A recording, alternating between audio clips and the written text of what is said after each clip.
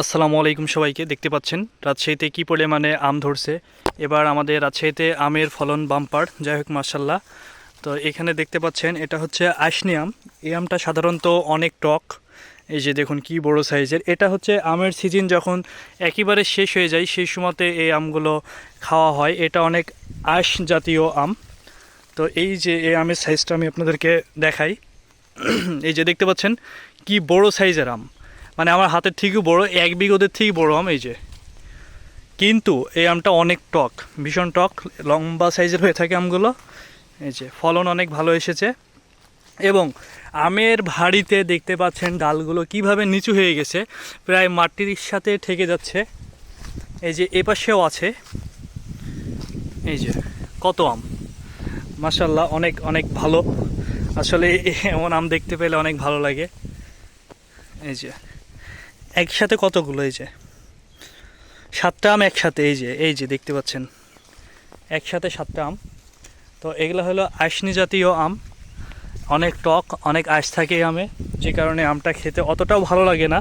তবে এই আমটা ফলন অনেক বেশি পরিমাণে হয়। এবং অল্প পরিমাণে যদি বাতাস হয় তাহলে এই আমগুলো পড়ে যায়। যেমন এই যে দেখতে পাচ্ছেন অনেক আম পড়ে আছে, এই যে ফ্রেশ ফ্রেশ ভালো ভালো আম। এটা সামান্য বাতাসে পড়ে গেছে, এই যে এখানে আরেকটা আছে। তো এই যে এগুলো কিন্তু ভালো, কোনো দাগ নাই তেমন, আর কোনো সমস্যা নাই। এই যে একদম ফ্রেশ কোয়ালিটির আম। এগুলোতে এখন অনেকে কুড়িয়ে নিয়ে যায় বাগান থেকে, নিয়ে যাওয়ার পরে এগুলোকে আচার বানাই। ঠিক আছে, এই যে অনেক এভাবে অনেক আম পড়ছে, পড়ে পড়ে নষ্ট হচ্ছে, কিন্তু এগুলো নিয়ে যাওয়ার মতন মানুষ আসলে নেই।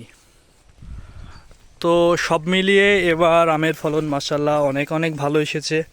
দেখতে পাচ্ছেন কি পরিমাণে আম রাজশাহীতে এবার। তো আসলে এরকম আম দেখলে সত্যি অনেক ভালো লাগা কাজ করে। হুম। তো আমরা চলে আসলাম আজকে হচ্ছে বাগানের দিকে, ঘুরতে ঘুরতে মাঠের দিকে দেখে বেড়াচ্ছি সব কোথায় কী অবস্থা। এই যে এটা নষ্ট হয়ে গেছে, একদম নষ্ট হয়ে গেছে। এটা এটা শিল পড়ছে। অতিরিক্ত ঝড় বৃষ্টির সময় যখন শিলাবৃষ্টি হয় তখন যে শিলাটা পড়ে, সেই শিলার কারণে এই আমগুলো এভাবে ফেটে যায় এবং নষ্ট হয়ে যায়। তো এই যে এগুলা আর কোনো প্রয়োজন নাই। তো এইগুলা নষ্ট আম,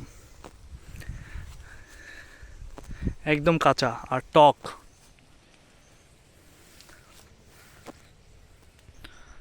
তো এই হলো বর্তমান আশনা আমের অবস্থা।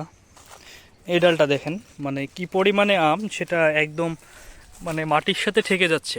এই যে একটু সামান্য কিছু ব্যবধান আছে যেটা মাটির সাথে পড়ে যাচ্ছে না, তাছাড়া একদম মাটির সাথে গাছগুলো লুলিয়ে পড়তেছে। তো ভিডিওটা এ পর্যন্তই, আল্লাহ হাফেজ।